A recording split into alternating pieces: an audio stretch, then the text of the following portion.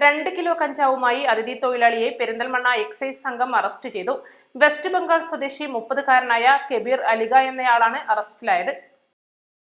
പെരിന്തൽമണ്ണ കേന്ദ്രീകരിച്ച് അന്യസംസ്ഥാന തൊഴിലാളികൾ, യുവാക്കൾ, സ്കൂൾ, കോളേജ് വിദ്യാർത്ഥികൾ എന്നിവർക്കിടയിൽ വ്യാപകമായി കഞ്ചാവ് വിൽപ്പന ഉണ്ടെന്ന രഹസ്യവിവരത്തിന്റെ അടിസ്ഥാനത്തിൽ ദിവസങ്ങളായി നടത്തിവന്ന നിരീക്ഷണത്തിലാണ് ഇയാൾ പിടിയിലായത്.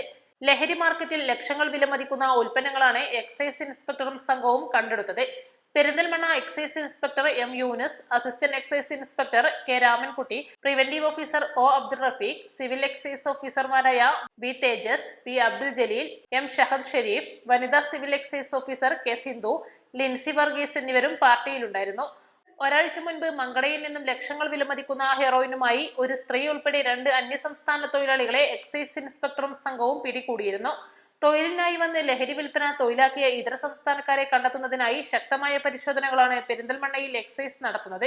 ഈ മാസത്തിൽ ഇതുവരെ ലഹരി വിൽപ്പനയുമായി ബന്ധപ്പെട്ട 16 കേസുകൾ കണ്ടെത്തി. ലഹരി കടത്താൻ ഉപയോഗിച്ച 2 വാഹനങ്ങൾ ഉൾപ്പെടെ 17 പേരെ അറസ്റ്റ് ചെയ്തു.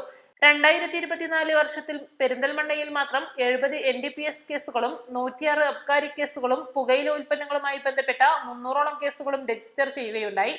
ലഹരിമുക്ത നവകേരളത്തിനായി ശക്തമായ എൻഫോഴ്സ്മെന്റ് പ്രവർത്തനങ്ങളോടൊപ്പം വിദ്യാലയങ്ങളും കോളേജുകളും കേന്ദ്രീകരിച്ച് ബോധവൽക്കരണ പ്രവർത്തനങ്ങളും വകുപ്പ് ഊർജിതമാക്കി നടത്തിവരുന്നുണ്ട്. East live, Perinthalmanna.